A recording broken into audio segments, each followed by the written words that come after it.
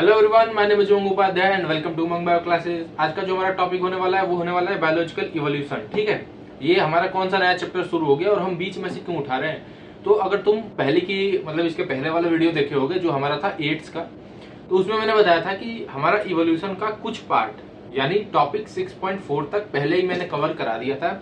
ये जो कुछ हाफ पोर्शन बचा है वो हम अब कवर करेंगे। ठीक है, तो पहली चीज मैं आज कुछ बताना चाहता हूँ। आज की वीडियो कैसी लग रही है ये जरूर कमेंट करना। ठीक है, क्योंकि आज हम एक अलग तरीके से वीडियो रिकॉर्ड कर रहे हैं। ठीक है, कमेंट कर देना। तो आज हमारा मेन टॉपिक होने वाला है बायोलॉजिकल इवोल्यूशन। इससे 3 से 4 क्वेश्चन आ जाएंगे इस चैप्टर से। ठीक है, बहुत ही इंपॉर्टेंट चैप्टर है ये चैप्टर। जेनेटिक्स और मॉलिक्यूलर बेसिस, ये बहुत इंपॉर्टेंट चैप्टर्स हैं सब। ठीक है, तो आओ अपना आज का लेक्चर हम शुरू करते हैं। तो शुरू करने से पहले हमें क्या ध्यान रखना है कि ये चैप्टर बहुत इंपॉर्टेंट है। जहां ना समझ आए वहां पे रिपीट करके देख लेना। ठीक है, ये ब्लैक में और ये सब क्या है, ये सारी की सारी एनसीईआरटी की लाइंस हैं। ठीक है, हम यहाँ पे जो भी यूज करते हैं, जो भी स्लाइड्स में लिखा होता है वो सारी की सारी एनसीईआरटी की लाइंस हम पढ़ते हैं। ठीक है, तो figure topic 6.5 biological evolution. Evolution by natural selection in a true sense would have started when cellular forms of life with difference in metabolic capability originated on earth। अच्छा, इवोल्यूशन कब से शुरू हुआ? क्या 10 साल पहले से शुरू हुआ या 15 साल पहले से शुरू हुआ? इवोल्यूशन तब से शुरू हुआ कि जब रियल मायने में सेलुलर फॉर्म में जब लाइफ अर्थ पे आई और सबके पास अलग अलग मेटाबॉलिक कैपेबिलिटी थी। अब ये क्या है यार, ये क्या है मेटाबॉलिक कैपेबिलिटी क्या होती है? देखो, हर एक सेल के पास अपने जीवन के लिए खुद को जिंदा रखने के लिए बहुत सारे काम करती है वो सेल। ठीक है, अब उसमें मेटाबॉलिज्म भी होता है। मेटाबॉलिज्म मतलब एक्टिव सेल, जो तुम अभी कर्म कर रहे हो ना, तो तुम्हारी बॉडी ये हर एक सेल्स तो ये कर नहीं रही है। कुछ सेल्स एनर्जी बना रही होंगी। अभी तुम वीडियो देख रहे हो तो तुम्हारी कुछ सेल्स, आंख की सेल्स हो गई, दिमाग की सेल्स हो गई, कान के हो गए, तो ये सारे पढ़ाई में एक्टिव हैं। लेकिन तुम्हें जिंदा रखने के लिए, तुम्हें एनर्जी देने के लिए तुम्हारी बहुत सारी सेल्स उस मेटाबॉलिक पाथवे में जा रही होंगी एनर्जी बनाने के लिए। हालांकि सब सेल्स, हर कोई भी सेल अगर मेटाबॉलिक पाथवे ना करे तो वो डेड सेल हो जाती है। ठीक है, अगर वो मेटाबॉलिज्म ना करे तो वो डेड हो जाती है। लेकिन जो मैं कहने की कोशिश कर रहा हूँ उसे तुम समझो कि जो इवोल्यूशन है नेचुरल सिलेक्शन से, ये एक्चुअल तब ट्रू सेंस में माना गया कि जब सेलुलर लाइफ फॉर्म हमारे अलग अलग मेटाबॉलिक पाथवे से अलग अलग मेटाबॉलिक कैपेबिलिटी की हमारी अर्थ पे आई। ठीक है, essence of Darwinian theory about evolution is natural selection.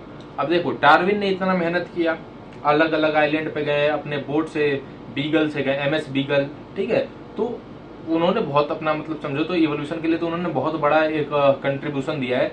तो उनके पूरे थ्योरी का जो सार निकल के आता है, जो मतलब निकल के आता है, कंक्लूजन निकल के आता है, वो आता है कि नेचुरल सिलेक्शन इवोल्यूशन में मेन रोल प्ले करता है।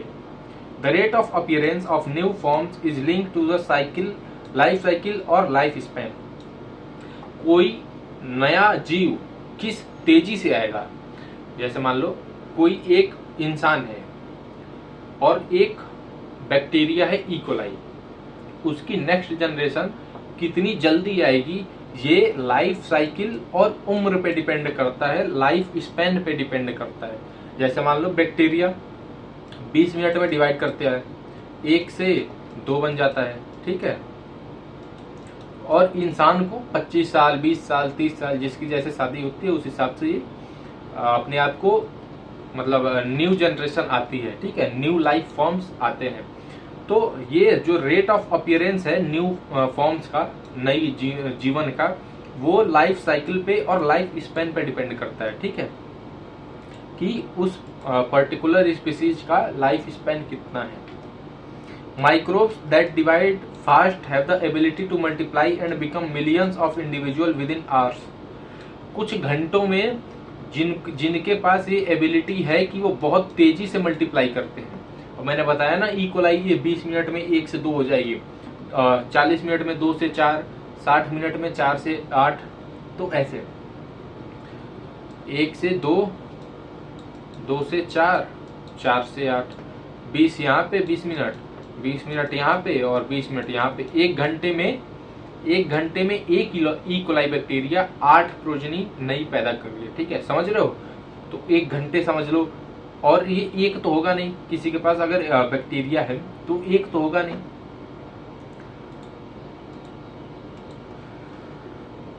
Let suppose A colony of bacteria से ए, मतलब एक कॉलोनी है बैक्टीरिया की, उसे हम नाम देते हैं ए ग्रुप का बैक्टीरिया है। Growing on given medium has built in variation in terms of ability to utilize a feed component. अब हम एक कॉलोनी लेते हैं बैक्टीरिया की, उसे ऐसे मीडियम पे ग्रो करते हैं जहां पे वो अपना जो उसको खाना मिल रहा है वो अच्छे से फीड कर रही है। ठीक है, a change in medium composition would bring out only that the part of population say B that survive under the new condition.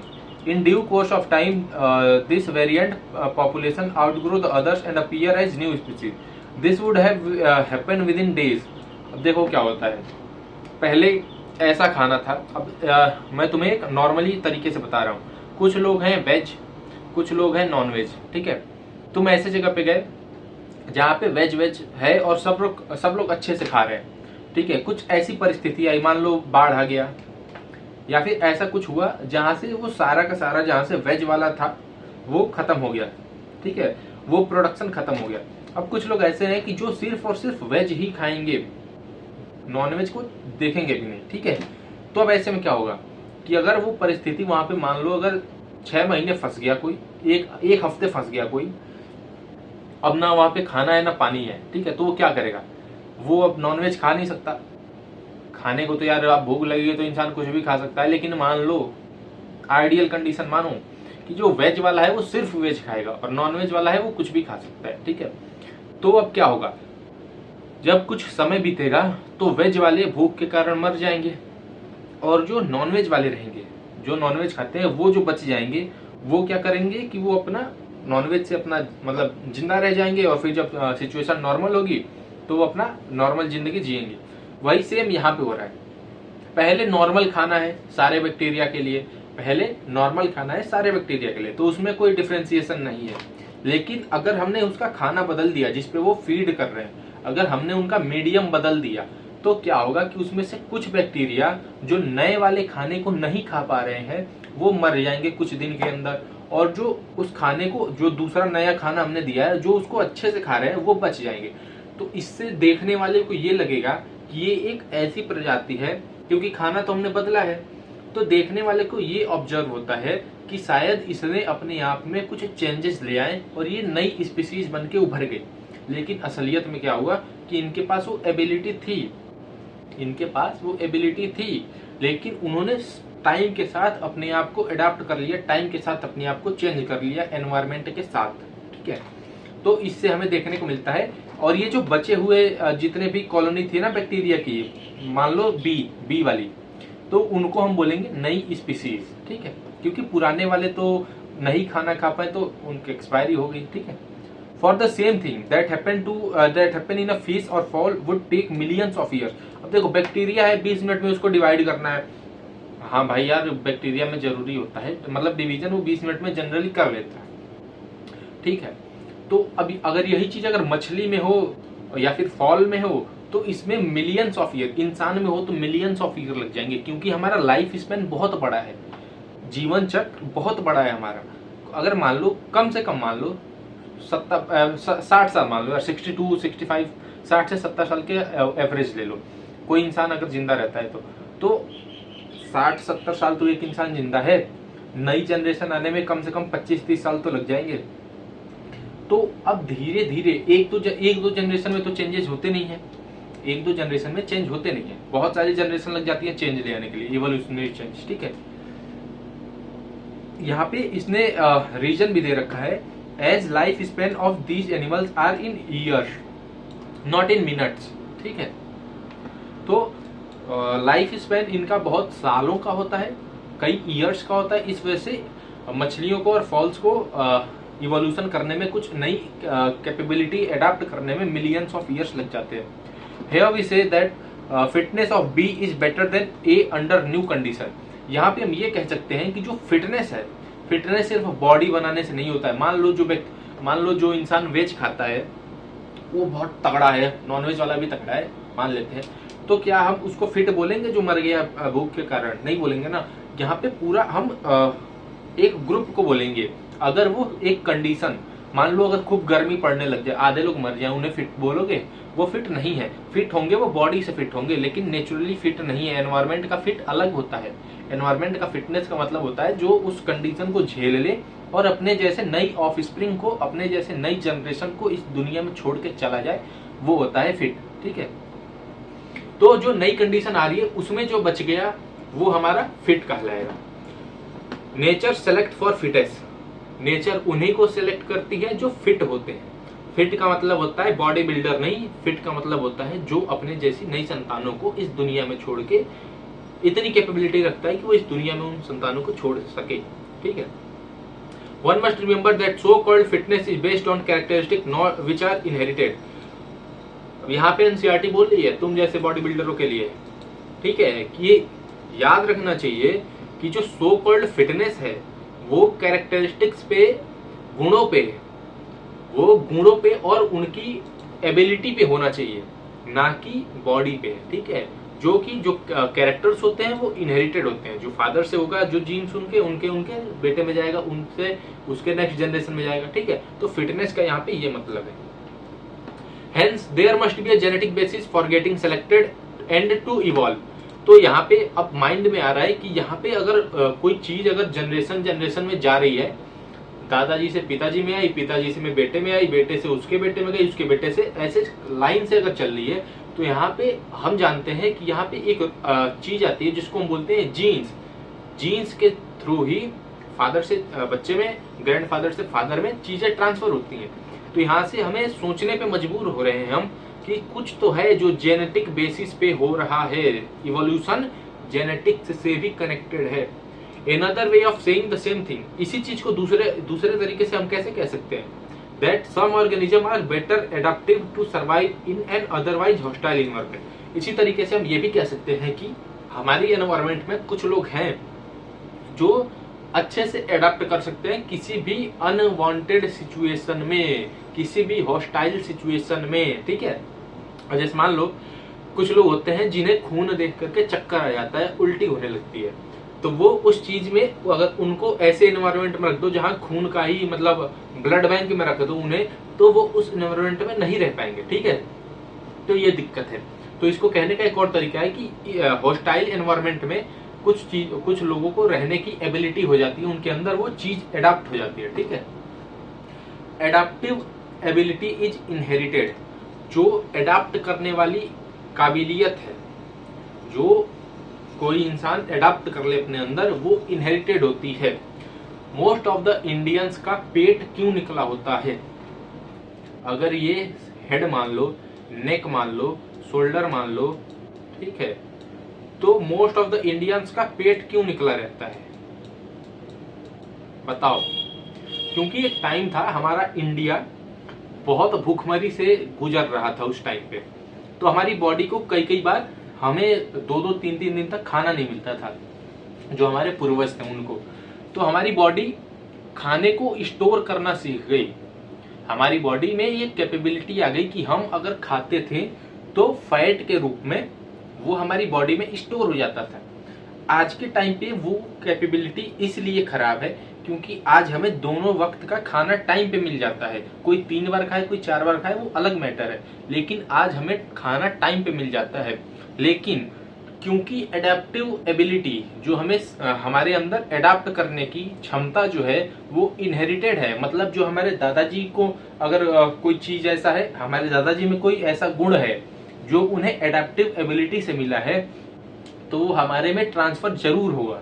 ठीक है, तो इस वजह से क्या होता था कि उस टाइम पे लोगों में लंबे समय के बाद ये चीज एडाप्ट हो गई कि जैसे अगर तुम खाना खाओगे तो कुछ खाना तुम्हारे एनर्जी बनाने के लिए चल जाएगा, कुछ खाना फैट के रूप में बॉडी में रिजर्व हो जाएगा, ताकि अगर 2 दिन तक खाना भी ना मिले तो उस फैट को खत्म करके हमारी बॉडी में एनर्जी की कमी ना हो। तो वो मैकेनिज्म आज भी हमारी बॉडी में प्रेजेंट है ना। तो उस चलते हम जब ज्यादा खाना खाते हैं तो हमारा फैट ही तो है यार, जिसका पेट निकलता है वो फैट बढ़ता है, स्टमक थोड़ी बढ़ जाएगा। स्टमक तो एलिमेंट्री कैनाल का पार्ट है। एलिमेंट्री कैनाल एक जगह पे अगर फूल गई है तो उसको स्टमक बोलते हैं, उसमें कुछ ग्लैंड्स आ गई हैं, तो पेट नहीं बढ़ता है, वहां पे फैट का डिपॉजिट बढ़ जाता है। इस वजह से ये चीज जो है पेट ज्यादा लोगों का निकलता है, ठीक है। It has a genetic basis, और इस चीज के लिए जेनेटिक जिम्मेदार है, जीन्स हमारे जिम्मेदार है, क्योंकि वो जीन्स में अडॉप्ट हो गया है। Fitness is the end result of ability to adopt. Fitness किसका एंड रिजल्ट है? फिटनेस है अगर तुम्हारे पास ये योग्यता है कि तुम किसी चीज को अडॉप्ट कर सकते हो, अपना सकते हो, तो उस अपनाने को, तुम्हारे किसी चीज को अपनाने की काबिलियत का जो एंड रिजल्ट है वो है fitness. And get selected by nature, जो फिट है वो तुम्हारा नेचर उसे सिलेक्ट करेगा, ठीक है। Survival of fittest, natural selection. अब देखो यार, यहां पे कुछ आ रहा है, ब्रांचिंग डिसेंट, यहां पे हमने कर लिया ये, हाँ। Branching descent and natural selection are two key concept of Darwinian theory of evolution. Darwin की जो इवोल्यूशन को लेकर थ्योरी थी उसका दो मेन कॉन्सेप्ट था, ठीक है। जैसे उमंग बायो क्लासेस का मेन कॉन्सेप्ट क्या है कि हम एनसीईआरटी साथ में पढ़ते हैं और एनसीईआरटी को समझते हैं। याद अगर तुम्हें करना है तो या तो तुम खुद रट्टा मार के कर सकते हो, अगर समझे रहोगे, और बोर्ड्स में या फिर नीट में तुम अपने लैंग्वेज में भी, नीट में तो खैर एमसीक्यू आता है, लेकिन अगर बोर्ड्स के एग्जाम दे रहे हो या क्लास में एग्जाम दे रहे हो तो उसमें तुम्हारी खुद की इंग्लिश भी चल जाती है। बस सही लिखना यार, ये मत लिख देना my name is America, I live in, जो भी तुम्हारा नाम है, ठीक है। जैसे मेरा नाम है, अगर मेरी इंग्लिश खराब होती तो मैं लिख देता कि I live in India, I live in Umang, my name is India. तो ये अंग्रेजी मत लिख देना, ये इंग्लिश मत लिखना, इंग्लिश सही लिखना, कॉन्सेप्ट समझ लो, खुद के लैंग्वेज में भी लिख सकते हो, फुल मार्क्स मिलते हैं। तो जो डार्विन की मेन जो तुम्हारे की कॉन्सेप्ट थे तो वो ये था कि ब्रांचिंग डिसेंट और नेचुरल सिलेक्शन, ठीक है। इवन बिफोर डार्विन, अब हम देख लेते हैं कि ये ब्रांचिंग डिसेंट और नेचुरल सिलेक्शन होता क्या है। देखो यहाँ पे कोई कैरेक्टर है, यहाँ पे कोई एक कैरेक्टर है, इससे कुछ राइज हुआ, इससे नया कैरेक्टर निकला, इसमें कुछ एडाप्टेबिलिटी एडाप्ट किया, इसने नया कैरेक्टर एडाप्ट किया, इधर अपना ये नया स्पीसीज बना लिया, फिर थोड़े दूर चला, कुछ इसमें नए कैरेक्टर्स आए, ये नई स्पीसीज बना ली, इसमें भी कुछ नए कैरेक्टर्स आए, इसने अलग स्पीसीज बना ली। तो ऐसे ट्री बनाते हैं ये। देखो यहाँ से ऊपर आया, इसमें कुछ नए कैरेक्टर्स आए, इसने अपना नया एक स्पीसीज बना लिया। अब इस बने हुए नए स्पीसीज में कुछ नया कैरेक्टर आया तो इसने अपना नया बना लिया। इधर आया तो इधर नए कैरेक्टर बन गए, फिर इसमें कुछ वेरिएशन आए तो अलग वेरिएशन आते हैं हर बार, तो नया कैरेक्टर बन गया। फिर सबसे इधर आए तो वर्टिब्रेट्स बन गए, ठीक है। तो ये एनिमल किंगडम में भी हम देखते हैं कि ये कैरेक्टर्स होते क्या है जो एक दूसरे को अलग करते हैं, है ना। तो ये तुम्हारा होता है ब्रांचिंग डिसेंट। इसमें बिलियंस ऑफ ईयर लगते हैं, स्मॉल चेंजेस में भी ना बिलियंस ऑफ ईयर लगते हैं, ये चीज को ध्यान रखना। ये नहीं है कि 10 साल में हमें कुछ नहीं दिखा, 15 साल में, हम तो भाई 40 साल के हो गए, हमें कोई नई वेरिएशन दिखा, इंसानों की सींग नहीं आई, इवोल्यूशन हो नहीं रहा है, हम तो नहीं मानते ये सब। वो है भैया, बिलियंस ऑफ ईयर लगता है। 1 बिलियन में 10 की पावर 9 ईयर्स होते हैं 1 बिलियन में। अब समझ लो कितने लंबा समय होता है, ठीक है। तो यहाँ पे तो बिलियंस लग रहे हैं। डार्विन के पहले भी एक फ्रेंच के नेचुरलिस्ट थे जिनका नाम था लेमार्क। इनकी थ्योरी भी ऐसा नहीं है कि यहीं पे ये सिर्फ गलत थे, कुछ अच्छी चीजें भी इन्होंने दिया है, ठीक है। इनकी थ्योरी भी आती है। तो लेमार्क ने बोला था कि इवोल्यूशन जो है लाइफ का वो हुआ है, लेकिन इसको चलाता है कौन? ऑर्गन्स के यूज और मिसयूज, ठीक है। ऑर्गन का यूज और डिसयूज ये डिसाइड करता है कि इवोल्यूशन मतलब किस फॉर्म में होगा। ये तुम्हारा नेचुरल सिलेक्शन है। जैसे मान लो ये जिराफ है छोटा सा, और ये बड़ा वाला जिराफ है जिसकी गर्दन बड़ी है, ये आराम से पत्ते खा के जी लेगा, इसको पत्ते नहीं मिलेंगे। एक डायग्राम में तो देख रहे हो, डायग्राम में तो मिल जाएगा। रियल लाइफ में मान लो कि ये ट्री इतनी बड़ी है और जिराफ इतना बड़ा है, तो कैसे खाएगा, समझ रहे हो। तो उसकी डेथ हो जाएगी भूख के कारण। और यहाँ पे नेचर फिर फिटेस्ट वाले को सिलेक्ट कर लेगा।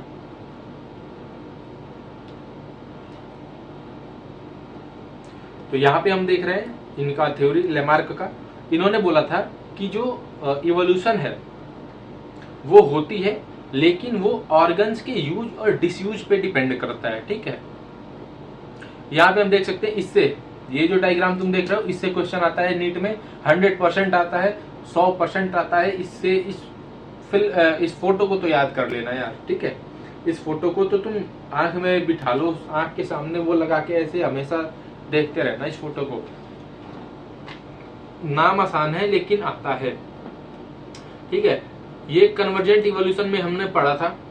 कन्वर्जेंट इवोल्यूशन शो कर रहा है किसके किसके बीच में, Australian marsupials and placental mammals के बीच में। ठीक है, Australian marsupials and placental mammals के बीच में। तो यहाँ पे देख रहे हो ये प्लेसेंटल मेमल्स हैं और ये ऑस्ट्रेलियन मार्सुपियल्स हैं। ये कन्वर्जेंट इवोल्यूशन हुआ है। कन्वर्जेंट इवोल्यूशन क्या होता है, कन्वर्ज करता है, अलग अलग जगह से लोग आते हैं और यहाँ पे एक जगह पे, कोई लंदन से आया, कोई यूपी में, मान लो सबसे बढ़िया एग्जांपल, नीट की तैयारी कर रहे हो, मान लो यूपी में एम्स गोरखपुर है, यूपी में एम्स गोरखपुर है, वहां पे पढ़ने के लिए मध्य प्रदेश से लड़का आता है, उत्तराखंड से लड़का आता है, तुम्हारा बिहार से लड़का आता है, केरल से लड़का आता है, महाराष्ट्र से लड़का आता है, लेकिन एनवायरमेंट कहाँ का मिलता है, एनवायरमेंट मिलता है उसे तुम्हारे गोरखपुर का। ठीक है, एनवायरमेंट मिलता है उसे गोरखपुर का। तो गोरखपुर में अब वहीं के तो एनवायरमेंट में वो रहेगा, एम्स गोरखपुर है, पढ़ रहे हैं बच्चे, अच्छी बात है, लेकिन उसके अलावा भी तो लाइफ होती है, तो वो उसके लिए उसे कहाँ का एनवायरमेंट मिलेगा, वो मिलेगा गोरखपुर का। तो वो वहां के जैसे, बहुत हैवी चांस है कि वो वहां के जैसे कुछ चीजें याद कर ले, कुछ नहीं करेगा तो बोलना सीख जाएगा। मैं हरियाणा में था 6 साल, मैं हरियाणा में रहा 6 साल, तो मुझे यहाँ की कुछ कुछ लैंग्वेज सीख गया मैं, समझ रहे हो। तो एनवायरमेंट, कन्वर्जेंट इवोल्यूशन वही करता है कि चीजों को कन्वर्ज करता है। डाइवर्जेंट डाइवर्ज करता है। डाइवर्जेंट पाम से याद रखना, यहाँ पे कोई कैरेक्टर है, ये अलग अलग जगह पे गए, अलग अलग जगह पे गए और अलग अलग एबिलिटी को अडॉप्ट किया, ये होता है डाइवर्जेंट इवोल्यूशन। कन्वर्जेंट कन्वर्ज करता है, पूरे देश भर के बच्चे उठा करके एम्स दिल्ली में पहुंचा दो, दिल्ली वाले माहौल में ढल जाएंगे वो, अगर ढलना चाहे तो वही है ये। तो ये तुम नाम याद रख लेना, मोल्स का कन्वर्जेंट इवोल्यूशन, मार्सुपियल मोल्स, एंटीएटर का नम्बैट, माउस का मार्सुपियल माउस, लेम्यूर का स्पॉटेड कस्कस, फ्लाइंग स्क्वायरल का फ्लाइंग फैलेंजर्स, बॉबकैट का टैस्मेनियन टाइगर कैट, वॉल्फ का टैस्मेनियन वॉल्फ। ठीक है, तो ये कन्वर्जेंट इवोल्यूशन के एग्जांपल्स हैं, इसमें पूछता है भाई। ठीक है, तो इतना तुम याद रख लेना। अब देखते हैं, हम बात करते हैं आगे। ये तो हमने देख लिया था अपने, जो मैंने बोर्ड पे वीडियो बनाया था, व्हाइट बोर्ड पे वीडियो बनाया था, उसमें हमने देख लिया था इसको। अब देखते हैं लेमार्क ने क्या बोला था। लेमार्क का अभी हम थ्योरी देख रहे थे ना यहाँ पे, कि लेमार्क ने बोला था कि ऑर्गन्स के यूज और डिसयूज से इवोल्यूशन होता है। तो उसको भी एक बार पढ़ लेते हैं कि उस महान साइंटिस्ट ने क्या बोला था। He gave the example of giraffes who in attempt to forage leaves on tall trees had to adapt by elongation of their necks. As they passed on this acquired character of elongated neck to succeeding generation, giraffes slowly over the years came to acquire long necks. Nobody believed this conjecture anymore. ये line important है, जो line main important है वो ये वाली line है, Nobody believes this। ठीक है, इस थ्योरी को, इस कही गई सो के उठने वाली बात को, इसको अब कोई भी मानता नहीं है। तो लेमार्क ने इस इवोल्यूशन में क्या बोला था, उन्होंने बोला था कि एक जिराफ की फैमिली है, उसमें अलग अलग हाइट के जिराफ्स हैं। ठीक है, जिराफ्स की फैमिली है, उसमें अलग अलग हाइट के जिराफ्स हैं, लेकिन ये चीज हो रही है बहुत कई जनरेशन्स में, देख रहे हो, सक्सीडिंग जनरेशन, ये एक दो में नहीं हो रही है, ये कुछ पीढ़ियां लग जा रही हैं ऐसा करने में, कुछ पीढ़ियां लग जा रही हैं ऐसा करने में। ठीक है, तो इनका ये कहना था लेमार्क का इस टॉपिक पे कि कुछ जिराफ्स ऐसे हैं जो बड़े हैं, कुछ जिराफ्स ऐसे हैं जो बड़े हैं, वो पत्तियां अच्छे से तोड़ के खा सकते हैं। ठीक है, तो वो जिंदा रह जाएंगे। जो छोटे जिराफ हैं वो क्या करेंगे कि उन पत्तियों को तोड़ने के लिए अपनी गर्दन लंबी करते गए, मतलब ऐसे ऐसे जैसे मान लो मैं यहाँ पे हूँ ना, तो ऐसे करूँगा तो मेरी कुछ जनरेशन्स आएंगी, वो भी ऐसे करेंगी। मेरी 6, 7, 10, 12, 50, 100 पीढ़ियाँ ऐसी आएंगी, वो ऐसे ऐसे करेंगी। तो जो मेरे आने वाली मान लो 101वीं जनरेशन, 101वीं पीढ़ी, 100वीं पीढ़ी, उसकी गर्दन उठ के दीवार के बराबर हो जाएगी। ये कहना था लेमार्क का कि जो इलोंगेशन, जो जिराफ का तुम इतना बड़ा गर्दन देखते हो ना, वो उनकी बहुत उनके पूर्वज लोग पत्तियां तोड़ने के लिए अपनी गर्दन को इलोंगेट करने की कोशिश किए। तो आज जो हम जिराफ देखते हैं उनकी गर्दन बड़ी हो गई। ठीक है, तो अब तुम समझ सकते हो कि ऐसे लोग तब भी थे। लेकिन असलियत क्या था कि जो छोटे जिराफ थे वो, उनको पत्तियां जितना छोटे, नीचे जितना पत्तियां थी उसको खा लिए, घास फूस खा लिए, जिंदा रह गए, पत्तियां खत्म। तो धीरे धीरे विद द टाइम वो खत्म होते गए जिराफ, छोटे वाले जिराफ खत्म होते गए, बड़े वाले बच गए। तो उनको हमने मान लिया कि ये मतलब इनके में वो एडाप्टिव है। अब यहाँ से एनसीईआरटी, ये शायद नीट में ना आए, लेकिन यहाँ से एक, अगर तुम बोर्ड्स में हो तो ये, अगर टीचर तुम्हारा थोड़ा सा दिमाग लगाने वाला क्वेश्चन पूछ ले तो ये पूछ सकता है कि जो इवोल्यूशन है, अगर तुम्हें आंसर पता है तो बहुत अच्छी बात है। जो इवोल्यूशन है, मान लो स्पॉन्जेज से, एक सेल से आज हम तक, एक छोटे से सेल से आज हम तक इवॉल्व करके इवोल्यूशन आया है। तो ये क्या अब खत्म हो गया या फिर ये प्रोसेस चल रहा है? तो जो इवोल्यूशन है वो प्रोसेस है या एक मतलब रिजल्ट है उस प्रोसेस का? हम भी तो प्रोसेस से ही हुए हैं ना। जैसे मान लो, इसके कहने का मतलब है कि जो इंसान बना वो क्या इवोल्यूशन का प्रोसेस है? मतलब कि इवोल्यूशन हो रहा है और यहाँ जैसे मान लो इवोल्यूशन हो रहा है और इसका एक रिजल्ट निकालना है, इंसान बना के निकाल दो और फिर अपना आगे बढ़ जाओ, ये है? या फिर इवोल्यूशन यहीं पे आके रुक गया? या तो ये प्रोसेस है या तो एक प्रोसेस का रिजल्ट है। ठीक है, the world we see in animate and animate, जो हम दुनिया देखते हैं, चाहे वो इंसान की हो या इंसान के अलावा जितने चीजें हैं उनकी हो, is the only success stories of evolution. ये सारी की सारी चीजें इवोल्यूशन की सक्सेस स्टोरी है, उसकी कामयाबी का रिजल्ट है। When we describe the story of this world, we describe evolution as process. अब इसका आंसर सुनो। जब हम इस दुनिया का बात करते हैं, इस दुनिया को हम जब पकड़ते हैं, इस दुनिया की कहानी को जब हम डिस्कस करते हैं, तब हम बोलते हैं कि इवोल्यूशन प्रोसेस है। इवोल्यूशन रुका नहीं है, इवोल्यूशन प्रोसेस है।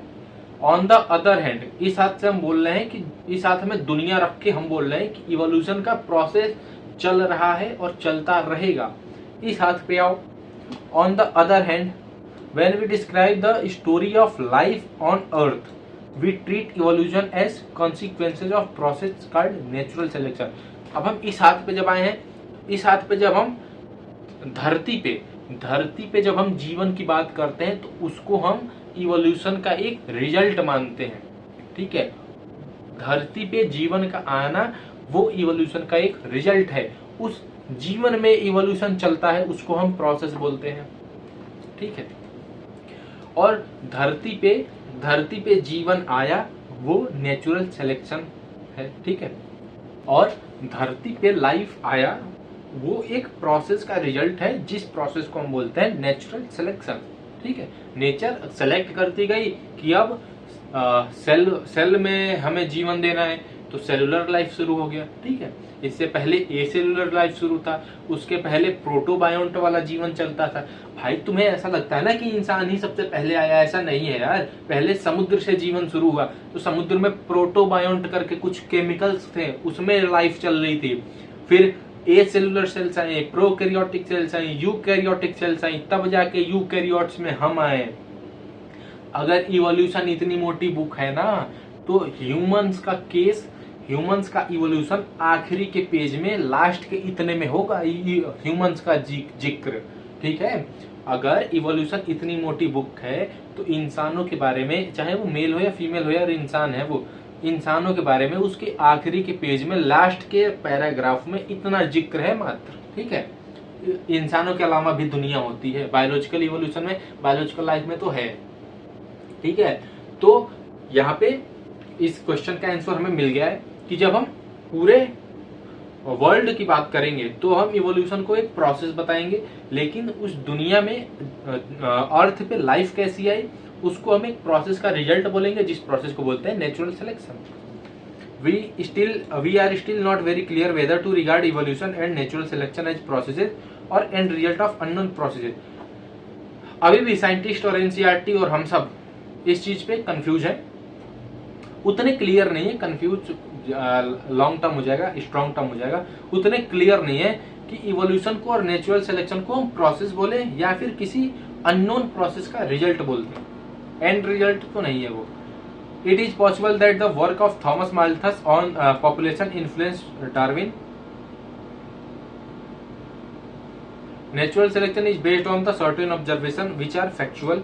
देखो अब नेचुरल सिलेक्शन को हम क्यों मानते हैं, हमने उनका जो हमारे लेमार्क जी थे उनकी बात हमने क्यों नहीं मानी, नेचुरल सिलेक्शन पे ही हम क्यों माने। नेचुरल सिलेक्शन फैक्ट्स पे बेस्ड है, ठीक है। और इनमें ये सारा कैलकुलेशन निकालने में अकेले डार्विन का हाथ नहीं है, थॉमस माल्थस भी दिए थे अपना कंट्रीब्यूशन। वो भी इवोल्यूशन पे स्टडी कर रहे थे, रिसर्च कर रहे थे, ठीक है। तो थॉमस माल्थस और डार्विन दोनों मिलकर के नेचुरल सिलेक्शन में, बाकी की थ्योरीज में कंट्रीब्यूट किया है। For example natural resources are limited. अब देखो नेचुरल रिसोर्सेज जैसे मान लो पेट्रोल हो गया, कोयला हो गया, तुम्हारा पानी हो गया, फिर तुम्हारे एयर हो गया, वायु, ऑक्सीजन, और तुम्हारी बाकी की जो नेचुरल रिसोर्सेज हैं, खेती हो गई, फॉरेस्ट हो गए, ये सारे के सारे लिमिटेड हैं। फूड हो गया, ये सारी की सारी चीजें लिमिटेड है। Population are stable in size except for seasonal fluctuation. Population जो होती है वो स्टेबल होती है एक्सेप्ट सीजनल फ्लक्चुएशन। अगर नहीं आ रहा है सीजन वाइज, अगर कुछ दिक्कतें नहीं आ रही है तो पॉपुलेशन एक स्टेबल होती है साइज में, ठीक है। Members of population vary in characteristics, in fact no two individual are alike, even they look superficially similar, most of the variation are inherited. अच्छा एक बात बताओ, तुम में, तुम्हारे बहन में, तुम्हारे भाई में, तुम्हारे मौसे के लड़के में, तुम्हारे फूफा के लड़के में और अमेरिका की किसी एक फैमिली में इंसान तो देखने में एक जैसा ही रहेगा ना, लेकिन उनके अंदर वेरिएशंस हैं। एक जैसा देखने इंसान, मैंने किसी एक पर्टिकुलर को नहीं बोला, इंसान देखने में तो लगेगा ना कि इंसान, नहीं लगेगा। भालू से और इंसान से कंपैरिजन करके देखो कौन ज्यादा, एक भालू बैठा लो और एक अमेरिका का इंसान बैठा लो, तुम्हारे जैसा कौन लगेगा, इंसान ही लगेगा ना। वही मैं कह रहा हूँ। तो जो इंसान होते हैं उनमें वेरिएशंस है, लेकिन फिर भी वो थोड़े थोड़े सिमिलर दिखते हैं। जो कि इसमें बहुत सारे वेरिएशंस ऐसे हैं जो इनहेरिटेड हैं, मतलब दादाजी से पिताजी में, पिताजी से मुझ में से मेरे अगली जनरेशन में। The fact that theoretically population size will grow exponentially if everybody reproduce maximally, this fact can be seen in growing bacterial population. अब देखो क्या होता है, ऐसा है कि थ्योरेटिकली अगर हम बात करना चाहें तो हर एक इंसान अनलिमिटेड अपनी प्रोजनी को इस दुनिया में ले आ सकता है। हर एक इंसान असीमित संतान पैदा कर सकता है, ठीक है।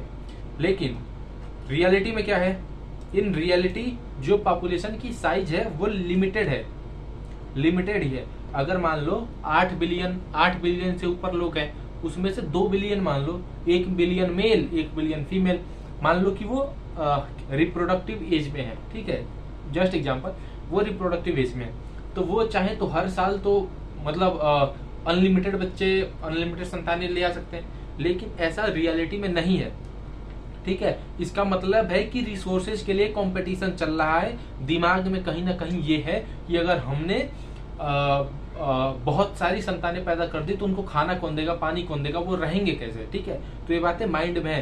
तो कहीं ना कहीं मतलब रिसोर्सेज लिमिटेड है, पॉपुलेशन अनलिमिटेड नहीं हो सकती। ये कहीं ना कहीं हमें ये पढ़ने से समझ में आ रहा है, ठीक है। Only some survive and grow at the cost of others so that could not flourish. सिर्फ कुछ ही सर्वाइव करते हैं, किस कीमत पे, दूसरों की कीमत पे, ठीक है, जो कि अपने आप को फ्लोरिश नहीं कर पाते। The novelty and brilliant insight of Darwin was this. He asserted that variation which are heritable and which make resources utilization better for few will enable only those to reproduce and leave more progeny. अब मान लो एक चीज कि दुनिया में 8 billion लोग हैं, 8 billion ने अपनी अपनी संतानें पैदा कर दी, तो 8 4 12 बिलियन एक साल में हो गया। फिर से उन्होंने अगले साल 4 बिलियन और पैदा कर दिए, 16 बिलियन हो गया ना। मान लो हमारी जनरेशन, हमारे जो पॉपुलेशन है, ह्यूमन पॉपुलेशन, वो 100 बिलियन हो गई, ठीक है, हो गई। हमारी पृथ्वी के पास उतना तो है नहीं भाई कि 100 बिलियन लोगों को वो खाना दे दे, ठीक है। तो अब क्या होगा? अब होगा युद्ध, देशों में नहीं, इंसानों में युद्ध होगा। अब सिर्फ और सिर्फ वही सरवाइव करेगा जिसके पास खाना छीनने की और खाने की और अपने आप को जिंदा रहने की शक्ति होगी। मतलब अब खाने के लाले पड़ गए, खाने की क्राइसिस आ गए, फूड क्राइसिस हो गया, तो अब सिर्फ वही जिंदा रहेगा जो उस फूड क्राइसिस में अपने आप को बेटर एडाप्ट कर पाएगा, उस फूड क्राइसिस के अनुसार अपने आप को ढाल पाएगा और उसमें कैसे भी करके अपना खाना का व्यवस्था कर लेगा। फिर चाहे वो परिवार में हो, परिवार के कुछ सदस्य हो, परिवार में कोई ना हो, या परिवार के सारे सदस्य ऐसे हों कि अपने आप को उस परिस्थिति में ढाल लें, ठीक है। तो ये है। और अब जो उनमें से बचेंगे वो रिप्रोड्यूस करेंगे और अपनी जैसी संतानें फिर पैदा करेंगे। Hence for a period of time over many generations, survival will leave more progeny and there would be a change in population characteristics and new form appear to arise. अब मान लो जो उसमें जो खाने के क्राइसिस आए थे, जो खाने की दिक्कतें हुई थी पॉपुलेशन बढ़ने के चलते, उनमें से अब कुछ वही बचे जो उस परिस्थिति में अपने आप को जिंदा रख पाए। तो अब क्या होगा? कुछ पीढ़ियां बीतेंगी, फिर कहानियां सुनाएंगे लोग कि मेरे दादाजी ने उस समय खाने के मतलब बहुत दिक्कत थी, तो उसमें उन्होंने हमारे लिए खाना ले आया, ठीक है, ये बोलेंगे ना।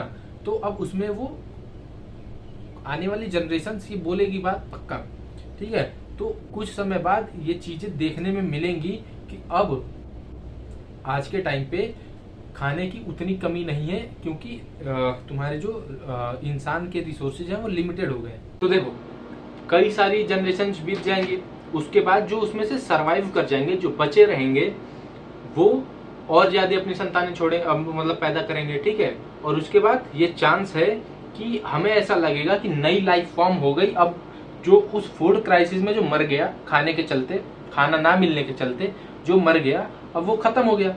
तो अब हमें देखने को मिलेगा कि अब उसमें से हम सबसे बेस्ट पॉपुलेशन को, अब जैसे मान लो 10 लोग लड़ाई कर रहे हैं, उसमें से 4 लोग हार गए और 6 सबसे ताकतवर निकले, तो अब हम उन 10 में से सबसे स्ट्रॉन्ग 6 इंसान को तो हम अलग कर लिए ना।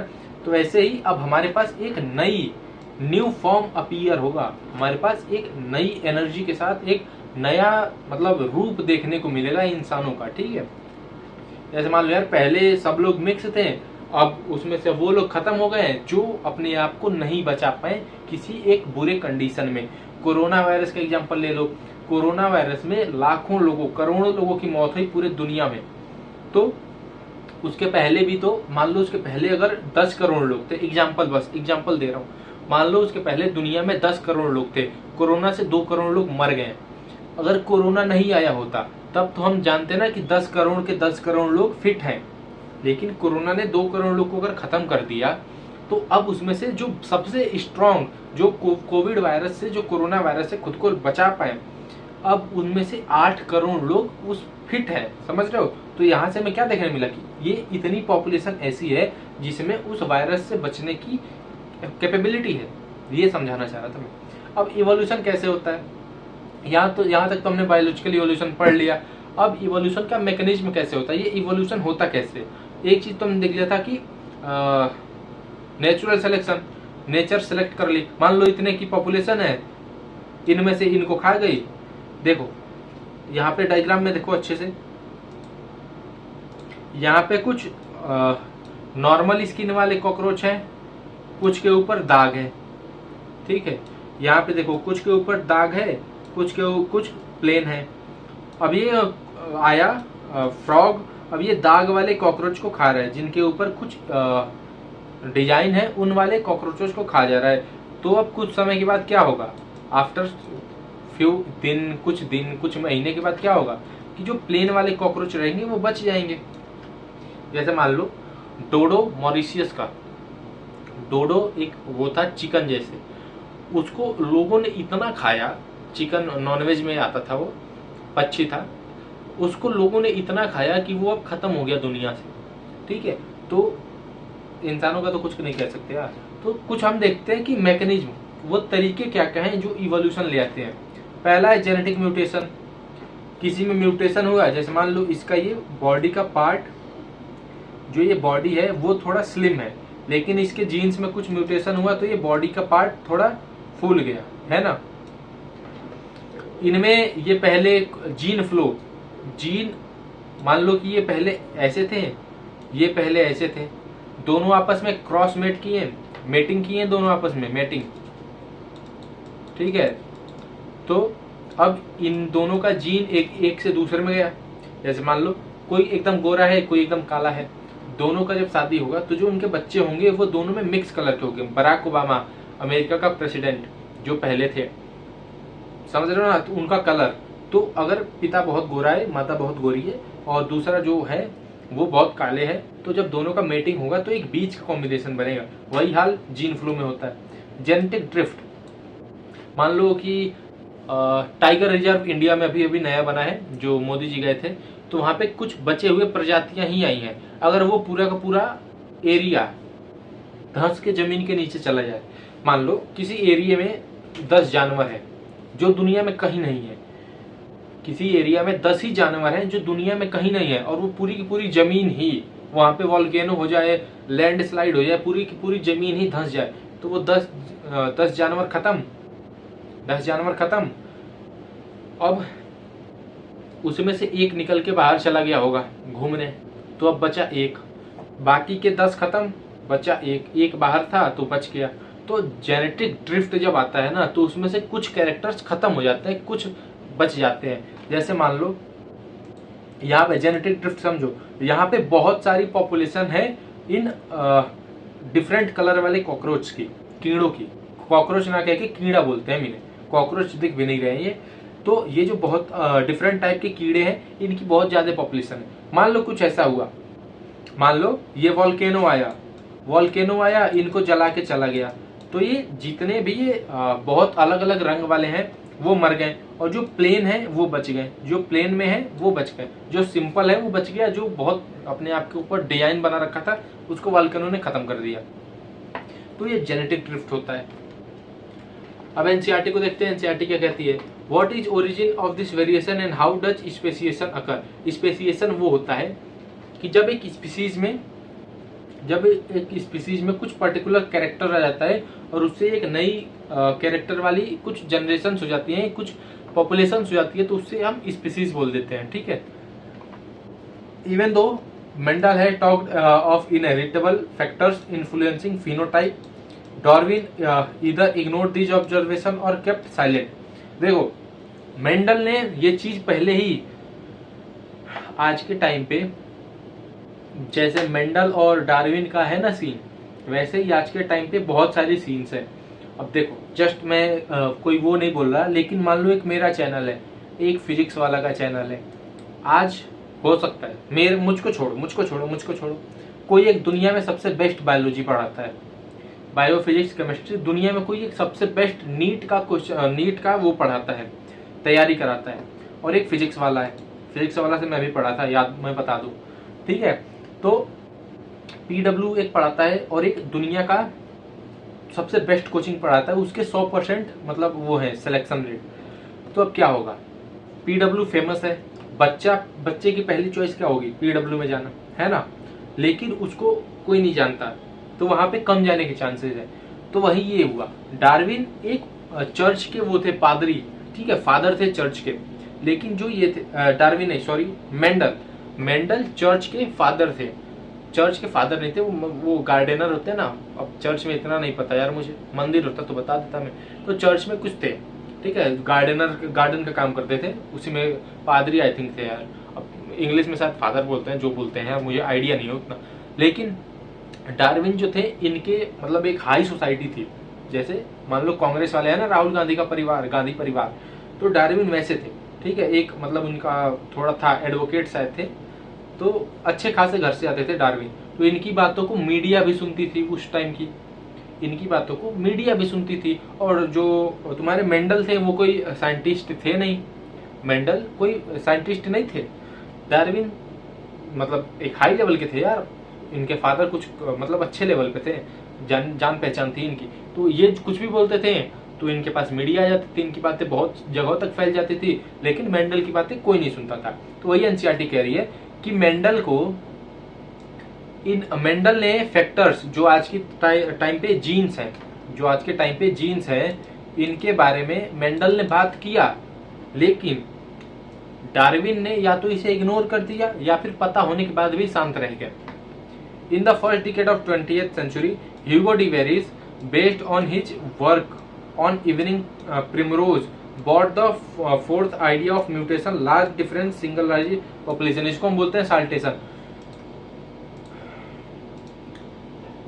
Beginning of first decade of 20th century, यानी 1910 में, 1900 से 1910 में। अरे भाई 2024 चल रहा है, 21st सेंचुरी बोल रहे हैं, तो ऐसे ही 20th सेंचुरी, 20वीं शताब्दी शुरू होने वाली थी। तो 1900 से 2000, इसी को तो सेंचुरी, शताब्दी यार 100 साल का होता है।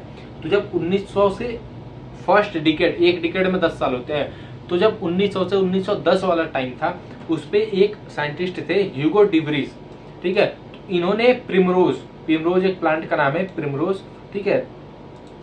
तो प्रिमरोज पे इन्होंने काम किया, एवरिंग प्रिमरोज पे, और उन्होंने म्यूटेशन का आइडिया दिया, सिंगल स्टेप लार्ज म्यूटेशन। जैसे मान लो यहाँ से कुछ है, इसमें थोड़ा म्यूटेशन हुआ, फिर इसमें थोड़ा म्यूटेशन हुआ, इसमें, लेकिन एक ऐसा है कि यहाँ से ऐसा म्यूटेशन हुआ खूब अच्छा वाला, कुछ एक नई बहुत मतलब सिंगल स्टेप में बहुत बड़ा म्यूटेशन हो गया, तो उसको हम बोलते हैं सॉल्टेशन, SALTATION, ठीक है, saltation.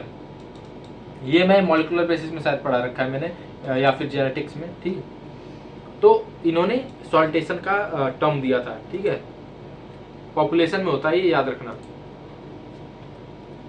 He believed, Hugo de Vries की बात हो रही है, he believed that it is mutation which cause evolution and not the minor variation that Darwin talk about.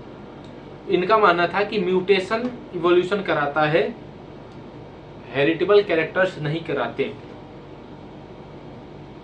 ठीक है। इनका ये मानना था कि म्यूटेशन, जैसे मान लो मैं ऐसे बोल रहा हूं, तो मेरे अंदर सूर्य की किरण आई, मेरे अंदर म्यूटेशन किया, मेरी जो नेक्स्ट जनरेशन होगी उसकी सींगें निकल आएंगी। ह्यूगो डी वेरिस का ये कहना था। ये नहीं कहना था कि धीरे धीरे बदलाव आएंगे और आने वाली जनरेशन में जो 100-200 जनरेशन होंगी, 100-200 पीढ़ियां बीतेंगी, उनमें सींग आएगी। ह्यूगो डी वेरिस इस चीज को नहीं मानते थे, लेकिन डार्विन ने ये बोला था। आज हम डार्विन की ही मानते हैं, उस समय क्या हुआ था हमें वो पढ़ना है, ठीक है। तो डार्विन ने ये बोला था कि अगर इंसानों के, इसमें बोला नहीं था, मैं बस समझा रहा हूं कि उनके कहने का क्या मतलब था। किसी ऑर्गेनिज्म में अगर कोई कैरेक्टर आ रहा है और वो धीरे धीरे नहीं आ रहा है, उसको आने में लंबा समय लग रहा है, ये समझ गए। अब मैं जो समझाता हूँ वो समझो, अपने लैंग्वेज में समझा रहा हूँ। अगर मान लो इंसान के अंदर अगर सींग आनी है, तो वो 100-200 पीढ़ियां बीतेंगी, उसके बाद थोड़ा थोड़ा करके आएगा। लेकिन ह्यूगो डी वेरिस का कहना था कि अगर सींग आनी है तो इसी मुझ में ही म्यूटेशन होगा और मेरी नेक्स्ट जनरेशन में वो सींग आ जाएगी। तो ऐसा इन दोनों का कहना था। कौन सही है कौन गलत है आज तुम्हें पता ही है। Mutations are random and directionless while Darwinian variation are small and directional. Mutation जो होता है वो रैंडम होता है, कभी भी हो जाएगा। तुम धूप में चले जाओ, म्यूटेशन होने के चांसेस बहुत हैं। यूवी रेज तुम्हारे बॉडी पे आई, म्यूटेशन होने के चांसेस बहुत है। एक्सरे कराते हो, उससे अगर हाई डोज में मिल जाए तो म्यूटेशन होने के चांस है। तो म्यूटेशन रैंडम होता है और डायरेक्शनलेस होता है। ये भी नहीं बताएगा कि किस डायरेक्शन में म्यूटेशन हो रहा है। लेकिन जो डार्विन ने बोला था, वो डार्विन फिंचेस, याद है तुम्हें गैलापागोस आइलैंड वाली डार्विन फिंचेस चिड़िया, एनसीईआरटी में डायग्राम भी है उसका, अगले लेक्चर में दिखा भी दूंगा। तो उनके बीक, चोंच वाला तुम्हें कहानी याद है ना, कि डार्विन ने बोला था कि समय के साथ कुछ चिड़ियों में उनकी फिंचेस के बीक में भी इवोल्यूशन हुआ है, ठीक है। तो डार्विन का कहना था कि जो वेरिएशन होता है स्मॉल होता है, बहुत सारा समय लगता है इवोल्यूशन होने में, और ये डायरेक्शनल होता है। अगर बीक में हो रहा है, अगर चोंच में हो रहा है तो वो चोंच में ही होगा और उसमें अलग अलग वेरिएशंस आएंगे। लेकिन इनका कहना था कि अगर किसी में वेरिएशन हो रहा है तो मेरे कान में से चोंच निकल जाएगा, नाक में से, कहीं से भी बीक निकल सकता है, ठीक है। Evolution for Darwin was gradual while De Vries believed mutation caused speciation and is called saltation, single step large mutation। Darwin का कहना था कि जो इवोल्यूशन है वो ग्रेजुअल होता है, जैसे तुम फर्स्ट में पढ़े, फिर सेकंड में पढ़े, फिर थर्ड में आए, फिर फोर्थ में आए, फिर फिफ्थ में आए, 6th 7th 8th 9th 10th 11th 12th NEET, medical, super specialist, super specialist, फिर बहुत सारी डिग्रियां ली। डार्विन का ये कहना था। ह्यूगो डी व्रीज का ये कहना था कि तुम एलकेजी में आए, यूकेजी में आए, 1 में आए, 2 में आए, 3 में आए, 4 में आए, 5 में आए, यहाँ तक ठीक था। 5 में आने के बाद तुम्हें ऐसा तुम में म्यूटेशन हुआ कि तुम डायरेक्ट एमबीबीएस बन गए। डायरेक्ट तुम 6 7 8 9 10 11 12 नीट कुछ नहीं दिया तुमने, डायरेक्ट तुम्हारा एडमिशन हो गया एमबीबीएस में 5th के बाद ही। तो डिवरेज का ये कहना था। Study in population genetic later brought out some clarity. Population genetics की बाद में पढ़ाई हुई, अच्छी से स्टडी हुई, तो उसने क्लैरिटी दिया कि एक्चुअल में क्या होता है, ठीक है। यहां से हमारा टॉपिक शुरू होता है, टॉपिक 6.8। तो तुम सोच रहे होगे 6.7 कहाँ गया, तो 6.7 हमने पहले ही कवर कर लिया है। तो आज का लेक्चर हम यहीं पे रोकते हैं। अगले क्लास में हम देखेंगे कि इवोल्यूशन में हुआ क्या, आज तक जो इवोल्यूशन हुआ है उसमें कहां से क्या हुआ है। पहला सेलुलर लाइफ फॉर्म कब आया, खुद पृथ्वी कब आई, खुद पृथ्वी का उदय कब हुआ, ठीक है। फिर इनवर्टिब्रेट्स कब आए, जॉलेस फिशेस कब आई, ठीक है। तो ये सारी चीजें हम देखेंगे नेक्स्ट क्लास में, ठीक है। तो मिलते हैं फिर नेक्स्ट क्लास में, तब तक के लिए टेक केयर, सी यू। ये जरूर कमेंट करना कि आज का वीडियो कैसा लगा, क्योंकि आज थोड़ा सा कैमरा दूर है और एक नए जगह पे मैं शूट कर रहा हूँ वीडियो। तो मिलते हैं फिर नेक्स्ट क्लास में, तब तक के लिए टेक केयर, सी यू। कल हमारा चैप्टर कंप्लीट हो जाएगा।